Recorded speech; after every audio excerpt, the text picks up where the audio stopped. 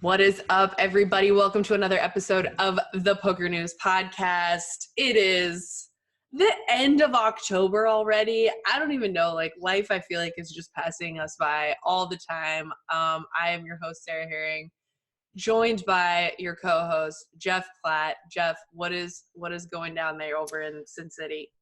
Well, Sarah, I'm glad you mentioned the calendar because the day of this taping, October 22nd, we have reached the beginning of the 2019 to 2020 NBA season. That's why I have my Dallas Mavs jacket on. Let's see that beautiful logo.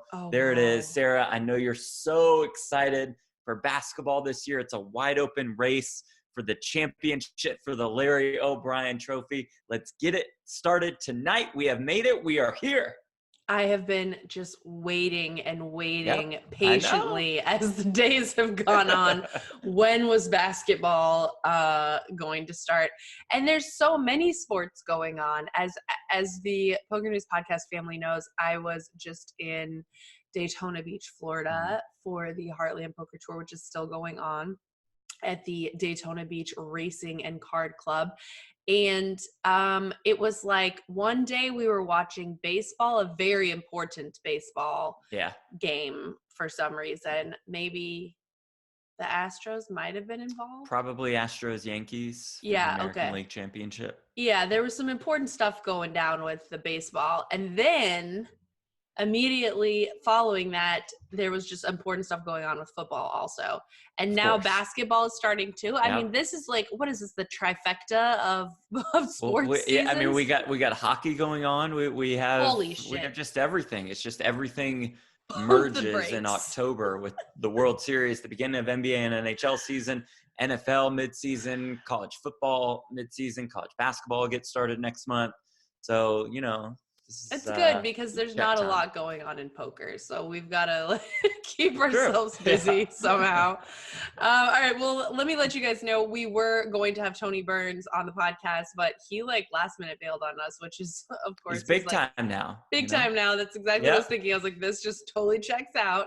But it's okay because I'm going to tell you guys I did an interview with Dewey Tomko, Hall of Famer, when I went to the Orange City card room last week. And honestly, the interview was 30 minutes or something. I could have sat and talked to this guy for 5 hours. Yeah, legend. He had so many stories. He's just dropping names all throughout the interview. He's like, oh, Stewie. He didn't have any family. He was just willing to put it all on the line all the time. I was like, did he just say Stewie? Oh my gosh, you're killing me with this. Yeah. Yes. And he's talking about, just chilling with Doyle, getting job offers from Steve Wynn that he's rejecting for millions of dollars a year. This guy has a lot of stories, but he also had just an incredible amount of insight and wisdom. And, I feel like so often we're talking to poker players and trying to get advice from them, so many times in the comments, it's how do you deal with downswings? And, how do you keep yourself motivated? And he just calls it like it is. I was just talking to my husband at breakfast this morning.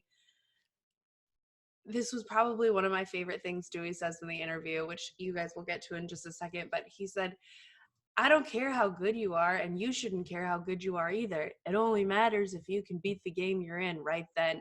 GTO, oh, how good are you? He's like, do you make money? Can you make money from this game? Can you make money in the game that you are playing? Yes. And I was like, oh my gosh, I just love this. His mentality just is so in line and on board with me. So I'm sad that Tony Burns didn't come on, but I think you guys are going to be really, really pleasantly surprised with Dewey Tomko, and I for one would just love to go back and talk to him a lot more. Yeah, I remember, he was kind of in the middle of the poker boom, right? I feel like we saw him on TV 2003, 2004, 05, 06, just one of the OG absolute legends. He's a poker Hall of Famer, and he's an incredible golfer, I believe. And I wanted to look this up to get this right, but Greg Raymer said that a professional golfer, Rocco Mediate, said that if he had to pick one person to putt for his life, and he could pick from actual professional golfers, anyone, he would pick Dewey Tomko. That's how good he is at putting. So I can't wait to listen to this entire interview in full. It's going to be so good. All right. Well, we'll get to that soon, you guys. But before, we've got a couple of pieces of business to cover. There actually real quick, have been things. Yes. Do you want to introduce the new members of the PokerNews video team? Do you want to just push people online and they can check that out there, or what? Okay, guys. So everyone knows that I'm going to be going on to maternity leave here. I will be taking off at least 4 months from my regular escapades. And you have already seen, I'm sure, and gotten to know Oliver Biles, who Jeff, in fact, introduced me to, who's going to be taking care of most of my main hustle, my main duty, my main jobs. Good. But we got to have a couple of people out there just ready for all the stops we end up having to cover, all the random stuff that comes up. And if I don't really want to be there full time for the World Series this year, we got to have some backup hoes. So we got a couple of girls on down to Daytona to just see what's going on. We have Julie Marriott, who is a former, Jeff, you'll love this, NBA reporter. There we go. Okay. She's fired up for today as well. In fact, has worked on ESPN and lots of big stations. She had some like back issues. I think she had some back surgery or something. So she ended up taking several years off and now is more or less trying to rebuild her career and has been playing poker for the last few years. And in fact, actually, we did an interview with someone this weekend who James Baum, I want to say Bon.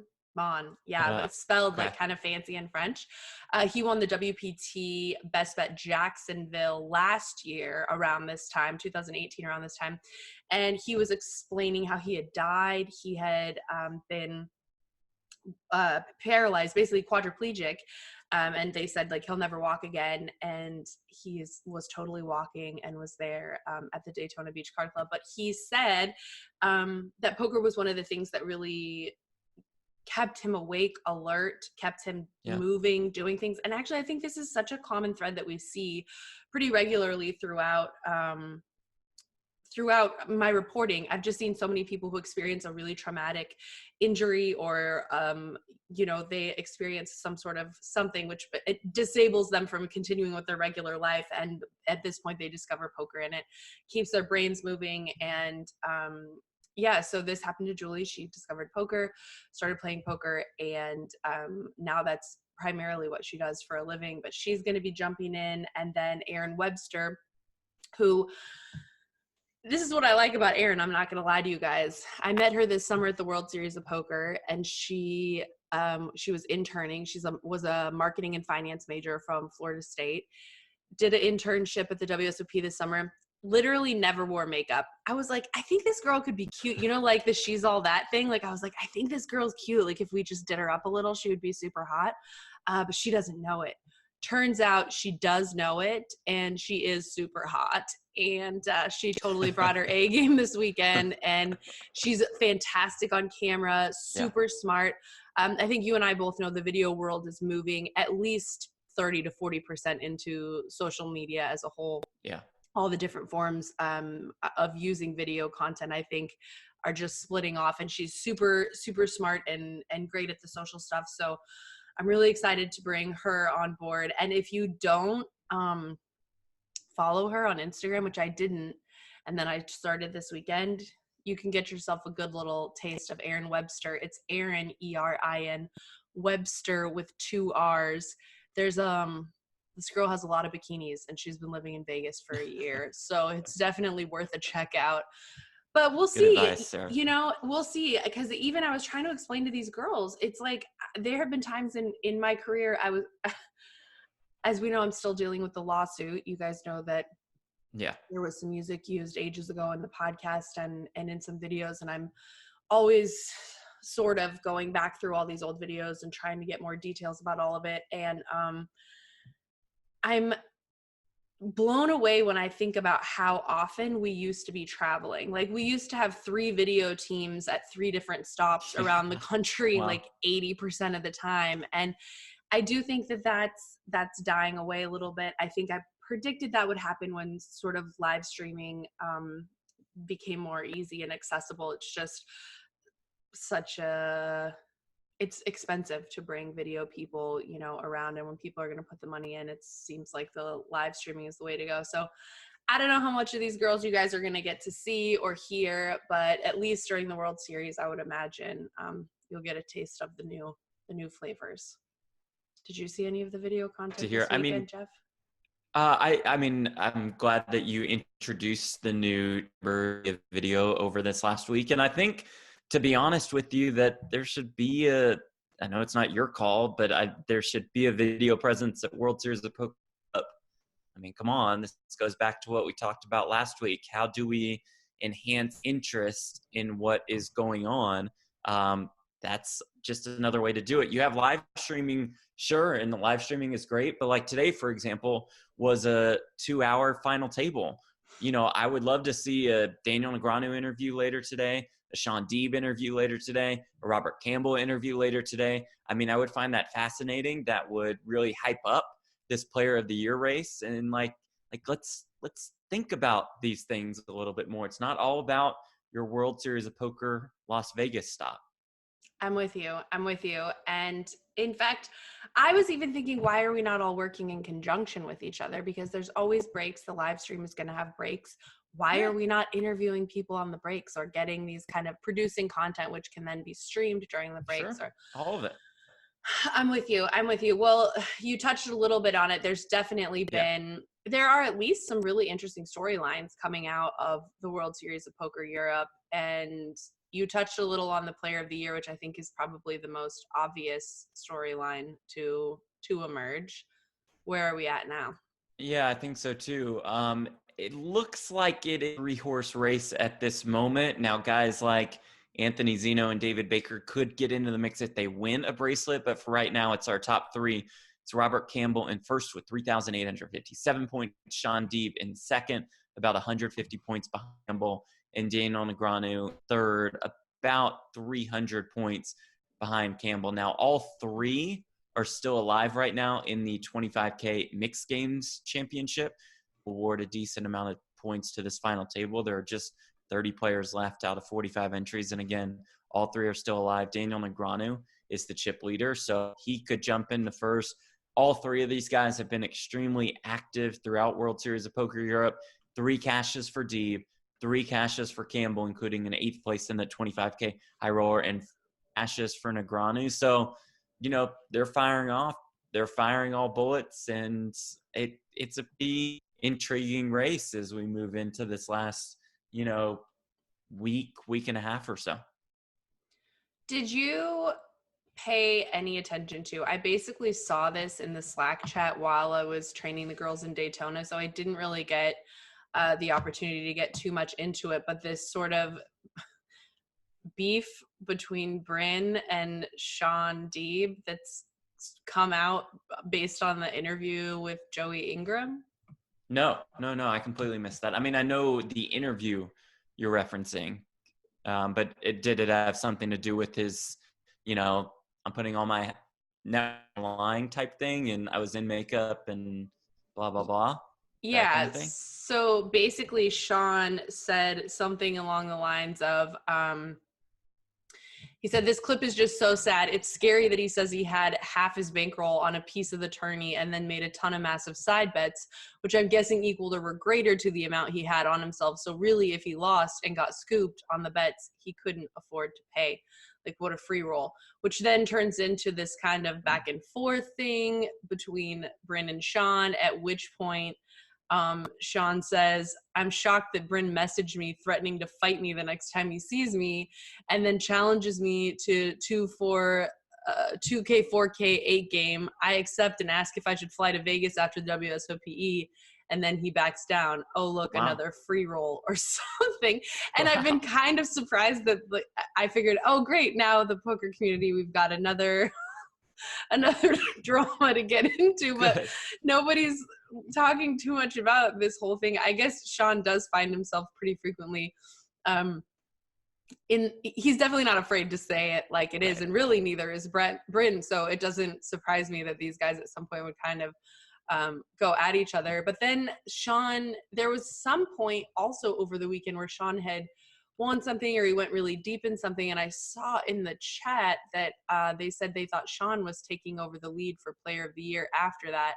But clearly that must not have played out. But it's good to have this. I mean, can you imagine if Shaun won twice? That's like such an exciting story. It's an exciting story for all of them. I think it'd be Campbell's first, it'd be Deeb's second, it'd be Negreanu's third Player of the Year title. So like there's a real race here. And I mean, again, you know, like let's pull up the World Series of Poker Twitter account with 276,000 followers. And let's see the last mention of Player of the Year. Let's see, just scrolling over here. Let's see. Let's just keep scrolling and scrolling. Yep. I mean, we're at 4 days ago. What in the F balls? They should have kept Aaron Webster on at the WSOP I know. for social media. How about little quick videos or something? But I mean, 6 days ago. OMFG, you guys, what is happening? Come on. We don't even have a social media person at PokerNews, so who am I? Yeah. The poker world is dying. Help us, everyone. And it really is WSOP and PokerNews as far as companies with the most followers. Right? WSOP with 275K, PokerNews with 142K. Yeah. Oh my gosh. Well, so when will we know? When is it over? A week? Yeah, the main starts this weekend. Okay. So yeah, it's about a week and a half. Today's event, 25K high roller, the platinum high roller, the first career bracelet for Mr. Cal Burns out of Australia, premier high roller player. He beat Sam Trickett, heads up, pretty stacked final table. Hossein Ensan, the champ from the main event, finished in third. Timothy Adams in fifth, Alex Foxen in sixth. So an impressive performance by Cal, takes home almost 600,000 euros. I feel like he's been pretty hot lately, actually. Yeah. I want to say that he was relatively unknown to me like 6 months, a year ago. And then in the last 3 or 4 months, I've seen him at tons of events. Even I think in EPT Barcelona, he was going deep and in a lot of the high rollers. And I was like, who is this guy? Who is this like tiny little guy with his cute little glasses like coming up out of nowhere with, you know, these 25, 50K buy-ins multiple times. And yeah, I know it's always good to see somebody just come in, splash in, and then just start crushing immediately. Yeah, I agree. Some good scores at the Triton stop in London, and you said it, some big scores at EPT Barcelona. So he's kind of on a roll right now, I would say. Event number 9, 1,650 euro buy-in, pot limit Omaha / no limit hold'em mix. Asim Moshe takes down his 4th bracelet. He does it for Israel. How about that? Member of the tribe, Sarah. Let's go. Wow. 4 bracelets. I mean, yeah, get out of here. It was probably because of the Yom Kippur thing, you know. Obviously, yeah. He's riding that like that holiday all the way through. He has been forgiven for his sins, and he takes down bracelet number 4 at the World Series of Poker. It's his second one in 2019. So I pick up Buddy. Buddy, you can say hi to the people. Hi, Buddy. There we go. Who's the baby? That would be just like a little taste. Young pup, a little taste of just the gave Buddy us man. A little teaser. Yep. James Chen captured his first bracelet for Taiwan in event number 4, the $250,000 super high roller no limit hold'em. This one, I was definitely curious to see. You know, a $250,000 buy-in is going to be hard for anyone pretty much most of the time, I would say. But I feel like when you have people like Leon Sukernick and Tony G, and you know, when you know that you're going to at least attract some of Leon's people, some of his wealthy businessman people, I do think it makes it a little more exciting and profitable to come. But they saw 30 entries. Yeah. And I just don't know what the expectations are for something like that. You said it, Chen won it. Leon was there, Tony G was there, Kerry Katz was in the mix, the Germans were there, Christoph Vogelsang finished in third. The guys who usually play at the Triton stop, they were there. The Richard Young, Paul Pua, Chinwei Lim finished in second. in this one to Chen, but it is James Chen taking home almost 3 million euros with that win. And I think nowadays, like in these kind of 250Ks, we're just going to see in the range of 25 to 40 players or so. I think we'll always see the most at the super high roller bowl stop in Las Vegas. And I think that gets up to, 50 players for a 300K buy-in. And we'll see the occasional milli like we saw at Triton. But I think we have a pretty definitive field size for these events. Well, I was pretty sad actually to see that Ryan Reese was the bubble boy last year. We did in fact have a video team at the World Series of Poker Europe, which was me. And it was 100K. The day that I got there was 100K, and Ryan Reese was playing in it. And I'd never seen him play at that level. So I did a little interview with him, and we talked a little bit about him trying to move up, really, really working on his game. He just had a kid, and his girl was pregnant at the time. Now he's had a kid, but he said, I'm really trying to take my game seriously. And, I think moving up in stakes is always, and not just moving up in stakes, but taking shots, right? Taking shots at tournaments is nerve wracking. And he's clearly got the skills and the capacity at this point to be there, to be at that level. But, to see him last year take a shot at the 100K, and he also busted that event, and then to take a shot at the 250K. And it kind of goes back to what we talked about with Danny Tang, in the interview that we put up a couple weeks ago with Danny Tang, where he says, you kind of have to get lucky when you take your shots, because if you take too many shots and you don't get lucky in those tournaments, your backers are going to pull away. So I was sad to see Ryan Reese bubble this one. I would have liked to have seen him at least make some money, because I think he belongs in this. I think so too. And he's proven that, at the US Poker Open this year, he had a cash for 492K, cash for 264K. He followed that up with a 4th place finish in the EPT Monte Carlo main event. Not one of these high rollers, but another one with a pretty strong field overall. I think, throughout the last 4 or 5 months, he's struggled a little bit. He'd be the first to tell you that.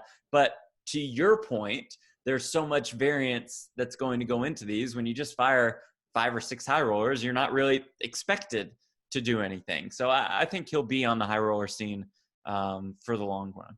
Good. Well, we talked a little bit about the 30 guys that we know are going to be able to show up for a 250K no matter what. And I think a lot of those guys are the same guys that want to see the short deck tournaments and who are willing to fire 25K into a short deck tournament. Yeah. And Leon Sukernick came out on top of this against the man, the myth, the legend, the one and only Phil Ivey, which I don't even know why Phil Ivey's playing poker tournaments when the WSOP is just dishing his money out to the Borgata. I guess in Europe he's good, because he is firing. This is a 100K short deck. It's a side event, so to speak, which I think is smart. I don't think you should put player of the year points on the line or a bracelet on the line for this, a tournament that gets 29 entries. And Leon, the home court advantage, right? He takes it down for more than 1.1 million. This just all the short deck regulars: Sukernick, Phil Ivey, Paul Pua finished in 3rd, Kerry Katz finished in 4th. Just all these guys who are now this, we bashed the World Series earlier, but I do think they have done a really good job with the schedule, because we mentioned earlier a 1,600 euro buy-in event, a 25K, a 100K, a 250K. There's something for everybody at the King's Casino in Rosvadov for World Series of Poker Europe. I love it. Well, I'm really excited to. Basically, on this side of the world, we also have had Run It Up Reno going on, which I think is, a lot of people's sort of favorite tournament, the thing they look forward to every year. It's really fun. It attracts I think a like mixed stakes crew of people, but especially a lot of your mid stakes grinders, a lot of streamers, of course, people who are really entertaining. We spoke to the Thirst Lounge crew a couple weeks ago, and we knew that the Thirst Lounge was going. It seems like they had a great time there. They were shipping bracelets and cashing in events. And Jordan Sperlin was the main event champion for 66K. Yeah, and here's the guy who shows up at a lot of the Run It Up Reno events. He's had a couple of Run It Up Reno main event final tables, and he finally gets that victory. It's his 3rd trophy at Run It Up Reno, and I love how they give you just the massive trophies. I think that's really cool. That's a cool added element to this series. You mentioned the Thirst Lounge. Bet on Drew won a platinum pass in that Moneymaker Tour event. So shout out to him. Shout out to Poker News live reporter Tim Duckworth. He finished 5th in that very event. I know that Drew also had a bet with Bill Perkins on making 100 free throws in a row, and he had to do that within 24 hours. And I know they already shot that, and he's already either accomplished that or not accomplished that, but they're waiting to release a YouTube video about that. I personally think he was drawing stone dead at that, but if he was able to do it, congratulations to him, and he certainly would deserve every single dollar. But regardless, congratulations to him for winning that Platinum Pass. That's pretty cool. He won the Platinum Pass, and I think also one of our girls, Vanessa Cade, I want to say, went deep, and I'm not sure if it was the main or something. I was following her on social. And then for those who don't know, Jesse Sylvia, he was the runner-up several years ago in the main event that Greg Merson won. Love Jesse. He's a great commentator. His girl, whom he got engaged to, I want to say 2 years ago, Ashley Sleeth, won a side event there. It just seemed like all the homies that, you root for, that you kind of know that, maybe just could use a little bump in their bankroll. Also, I don't know if this is a secret, but if it is, Poker News podcast family, it is out. Jason Somerville had a boyfriend who was really super cool, and his name was Vincent. And I went to Australia with Vincent to a vineyard. I basically fell in love with him, and he was the runner-up, in fact, at this tournament. I think Jason and Vince still work together. I think he's like a big part of the Run It Up family. And so I was happy to see him. I'm sure he could use a little money on the side too, if you know what I mean. Yeah, and speaking awesome. Of have you been to Run It Up Reno before? No. Yeah, I feel like that's a place that you would like, especially. It just seems like a lot of drinking and, these $100, $200 tournaments. I feel like that's kind of your vibe right there. I know. And even just being at the HPT this weekend, I realize like I am fully an American girl. For the girl who's probably spent the most time in Europe in poker in the last little while, I just get such a kick out of these players and these like old guys that are just coming in for their weekend or whatever. I don't know. I'm just like, I really think I belong covering poker tournaments in America. But I almost forgot, speaking of Run It Up, we need to give a shout out to our sponsors, Run It Once. Don't get it twisted, guys. I know I've done it before, but do not get it twisted. Big shout out to our sponsors, Run It Once. Now's a great time to check out Run It Once Poker. For the next 2 weeks, you can receive 70% rake back, 35% direct rake back into your account, and 35% from their innovative rewards program, Splash the Pot, which we've talked tons about, and really Phil Galfond put so much time and energy and effort into figuring out something that he thinks is ultimately plus EV for the poker community. This 70% rake back is on top of a matched 100% welcome bonus up to 600 euros. To qualify for the rake back and the welcome bonus, simply sign up through once.run/PNPod. That's once.run/PNPod. Make your first deposit and get splashing. And we will put, of course, a link in the article description if you guys happen to get to the article that we spent so much time putting together. But definitely check it out. Check out Run It Once. I think I don't know because I can't play, obviously, but I think if I could play, I would 1000% be checking it out. And the story I've been dying to get to, let's just cover one more and then we get to the drama. Okay. WSOP-C Horseshoe Hammond main event winner, Ravi Raghavan. Yeah, how about that for Ravi? More than 1,000 entries in this main event. Definitely one of the bigger stops on the World Series of Poker circuit. So that first place prize is worth $272,322. That is pretty impressive. I don't recognize the other names at the final table. That's not to say that that was not a stacked final table. It's just guys that I do not know, but it is the second World Series of Poker circuit ring for Ravi, and it is more than $270K in the old bank account. That's right. We'll take it. And I don't know if he's part of the Brown Power rankings, but if he is, that's certainly a little kick up. And being part of that sort of Chicago crew, I don't know, like there's definitely, you know what I'm talking about, this crew of Chicago poker playing gentlemen. Like the Brandon Shack Harris. Yeah, but not like the girl. Faraz Jaka, like Okay. Oh my gosh.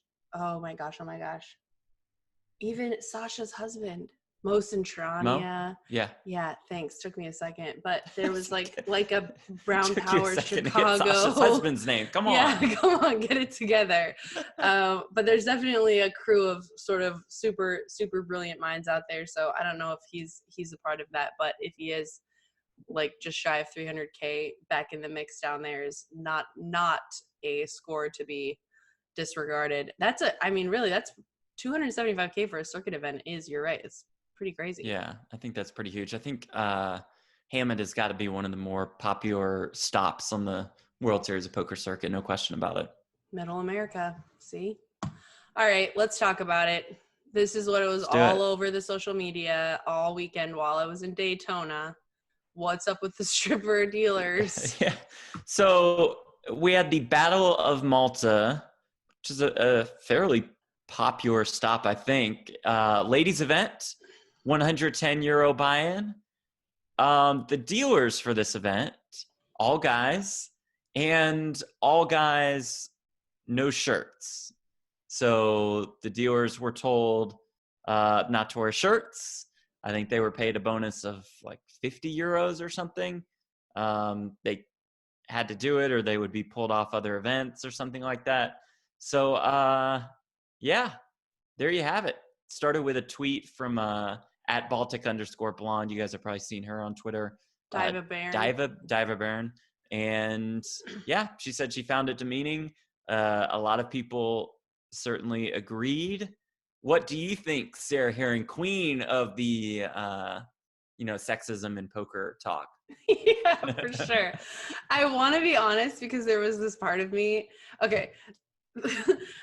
Actually, what I thought was really an interesting undercurrent of the whole thing was that all of these people were taking pictures of these guys doing this and then tweeting like how horrific this is and how disgusting this is. And I was thinking, oh my gosh, you taking that picture is probably like really demeaning also. Like, let me just say, and your point is totally taken that this is kind of a little bit much. And I do have to agree, it was a little bit much. But then I was thinking the outrage, I also agreed, was probably warranted. But then like to stand up and take the picture was so, you just see these guys sitting there doing the dealing in their outfits and you're just taking a picture of them like showcasing like, this is disgusting and ridiculous. And then I'm just like, oh my gosh, this extra level of shame from the people shaming them for doing it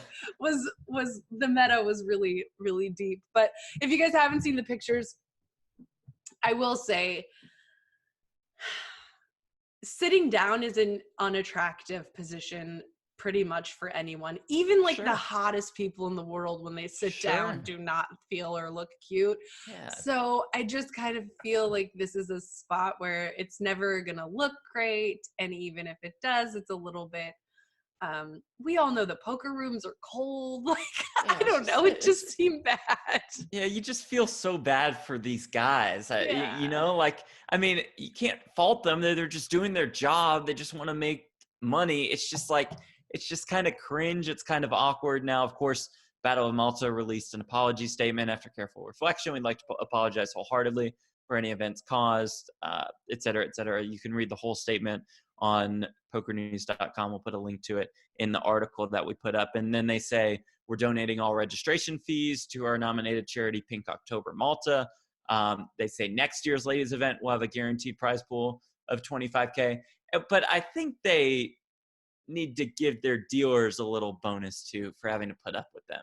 You know, all they say in their apology statement is like, we're sorry we upset everybody. And then there's a tiny line about, we respect our staff. And like, that's it. I'm like, come on, like the dealers were the ones who were most, quote unquote, harmed by all of this. Let's hook them up with some cash or something. Okay, your Pink October can like get something from somewhere else. All the dealers that did this, all the dealers that had to Both. participate with the little cuffs on and everything, they deserve all the money, all of the money. And really, they should get it, because if you're going to be like a dancer, dancers make extra money. Okay. That's why people do it. I'm pretty sure it's a profitable gig for the most part. Right. These guys should get a lot extra for that. And I'm pretty sure, didn't they do a little dance routine when they first came out? Yeah. For the shuffle up and deal. That this event also, for one of the shuffle up and deals at Malta, all the dealers had to stand up and start dancing. You're like, come on, man. Like, what are we thinking here? In what universe is, hey, let's have the dealers dance. That will be really good for blank reason. What is that reason? Like, I don't get it. I have to imagine. I mean, I can totally see. Obviously, marketing, I think, is actually a kind of difficult job. And I think trying to create a splash and do these things, Sure. I can totally see the conversation where this seems like it might be a really funny, good idea. And then as soon as you see a picture of one of the guys in the outfit, you're just like, oh no, what have we done? Like, this was terrible. It's a disaster. I feel bad because I definitely, I think like on all fronts, it was the dealers that like really got it with no lube in this situation. And I think it's appropriate for the Battle of Malta the Malta Poker Festival. I don't even know what the actual name of the event is. I think Battle of Malta. Yeah. That they, I appreciate that they immediately were like, yeah, okay, this was right. Bad. Cause I do think, and I always say, even with content and stuff, it's like, sometimes you swing for the fences and sometimes you totally strike out. And I would say this is a spot where that was definitely what happened. And I actually think it's even interesting, the idea of having all men deal the ladies event. It's also a little bit, I guess if we're really looking towards, which is what I've always said about the whole, power for women thing, is that really equality only happens when it is just for everyone.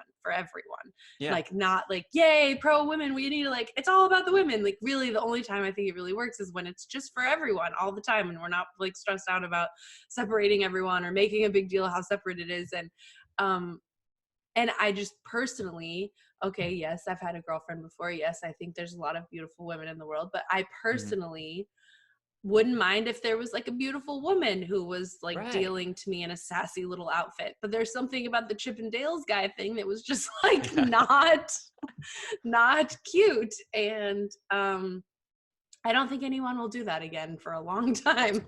Yeah, like you said, that was certainly a strikeout. I think Fred in marketing was fired from the Battle of Malta staff the other day. Yeah. Whoever was the initial one, like, oh man, they got bounced. Yeah. Oh my gosh. And I just like, also I have to say, I do sort of love the righteous indignation, because inside I just kept thinking that's what I think my initial reaction was just like, okay, I totally get why everyone's mad about this, but like, come on, it's kind of funny and like ridiculous, right? It's like, so like, ridiculous. We're going back like 20 years and I can't believe it's so disrespectful. And I was like, okay, like this was bad move, but also like, come on, it's kind of funny. Like, it's a little bit hysterical. Yeah, it can be both. It can be bad, it can be demeaning, it can also be ridiculous and funny in a way. Like, we don't have to be so, like, let's not do this again, but let's not like have a panic attack. We can take a deep breath here. We'll all be fine. Well, that was the part of the show I just could not wait to get to. So now that we've gone about as far on one side of the spectrum as we can go, I want to get you guys what I'm sure you've been waiting for, which is Dewey Tomko, absolute boss legend. Just I just can't say enough how much I enjoyed this interview and hope that I get more. Let's welcome to the show, Dewey Tomko.